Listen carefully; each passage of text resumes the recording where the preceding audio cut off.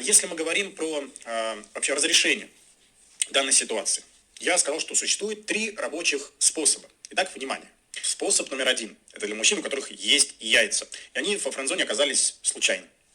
Мы дистанцируемся от девушки, создаем дефицит на неделю, 2-3, зависит от ситуации. Зависит от уровня вашего общения. Она должна это почувствовать. После этого мы ее вызваниваем и приглашаем на свидание. Да, на свидание. После чего мы вытягиваем ее, выцепляем навстречу. Идем в какое-либо комфортное, может быть, немного романтическое местечко. И при встрече мы ее целуем по-настоящему, в десна. Если вдруг она пытается как-то отстраниться, говорит: нет, ты что делаешь? Здесь 2 варианта нашего ответа. Вариант номер 1.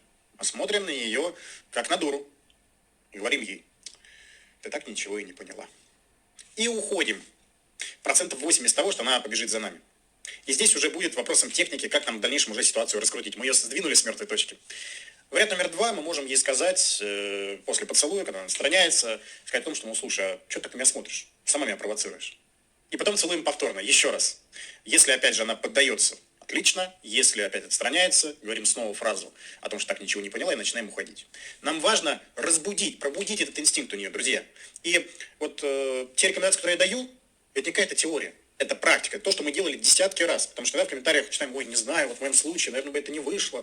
Вот, друзья, вы не пробовали этого делать. Если вы не понимаете, как на самом деле это работает, это не говорит о том, что это какие-то вещи, которые вот не зайдут.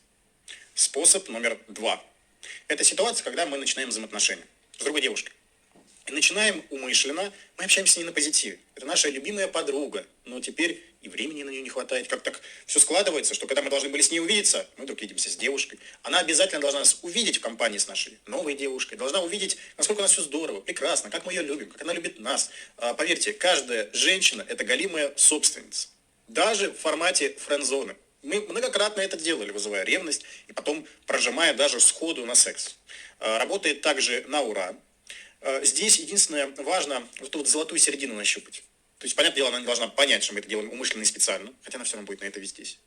И при этом мы ее не отталкиваем. Да, мы не отталкиваем ее. Ну просто теперь, да, уже положение вещей изменилось, теперь на первом месте у нас девушка. Да, и это также обязательно сдвинет ситуацию с мертвой точки. Способ номер 3 – это ситуация, когда мы неделю помогаем ей во всем, всегда готовы ее выслушать, помочь, что-либо сделать для нее.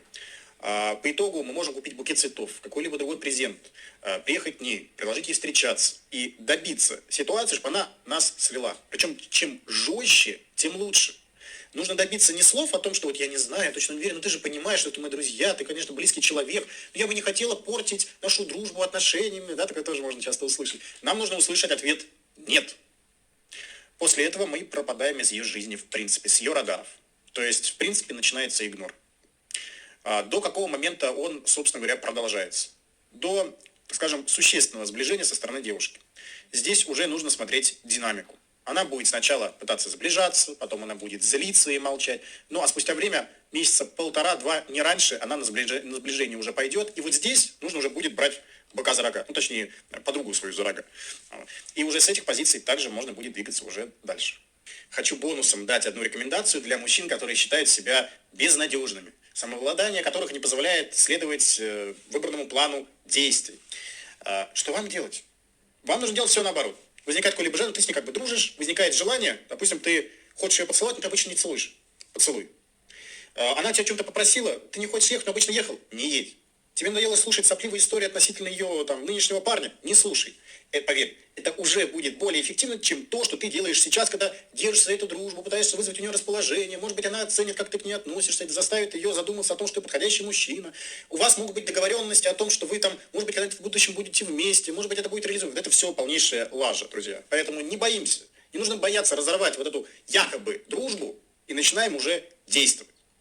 Поэтому ставим лайк. Всем, друзья, до встречи. Желаю во френд-зону не попадать.